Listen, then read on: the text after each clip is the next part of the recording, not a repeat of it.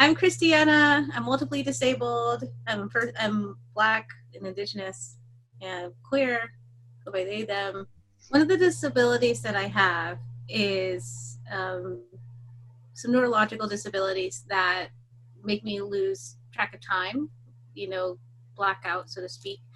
And because of that, I can't get a driver's license. And so I am reliant on taking transit. Stairs are really difficult and they can cause some attacks or the blackouts themselves. Well, I get on this train with the full expectation that I'm going to be able to get to where I need to go. And not only was the escalator out of service, the elevator was also out of service. It took me about 5 to 10 minutes to go up the stairs.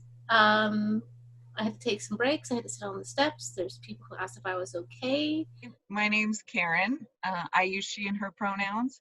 I live on Beacon Hill and am purely a transit rider. So I had a spinal surgery a few years back and I have chronic pain in my left leg as a result that flares up and dies down. Sometimes I appear pretty able-bodied to folks even if I'm using my cane, and the pain that comes from doing stairs can be embarrassing. I can be slow. Sometimes I'll pay for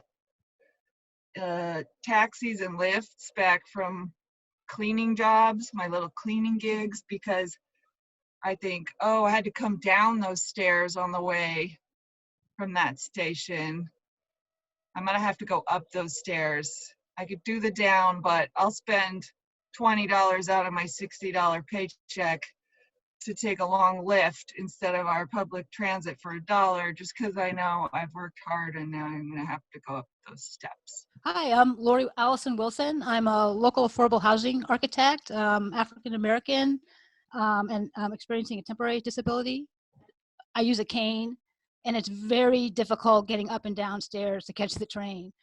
And so what I've been noticing is, one is when I first started riding Sound Transit, I saw a lot of wheelchairs coming in and off the train. And recently I've noticed there's a lot less than what I used to see.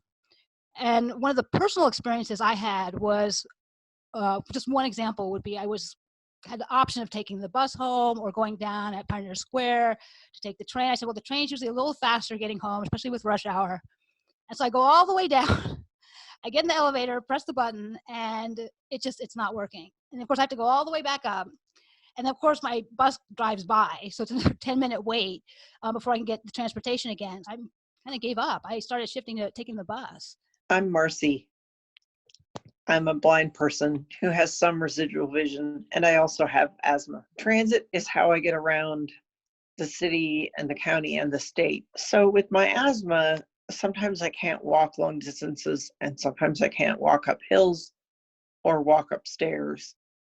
When escalators or elevators are broken, sometimes I have to take a bus to get to another place where I can get to access the Sound Transit station. Sometimes I've just had to cancel an appointment that I had somewhere. For instance, if the University of Washington escalators and elevators go out, which has happened a couple times, I'm not able to walk up anything, to get from that level, from the platform level there up to the street.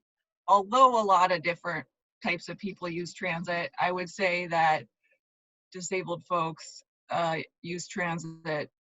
All the disabled folks I know use transit a lot, and we're kind of a chunk of the people who use transit. And so you're not serving your ridership if you're not serving disabled folks properly. And if you can't get in and out of the stations, you're not serving your ridership. Produced by Rooted in Rights.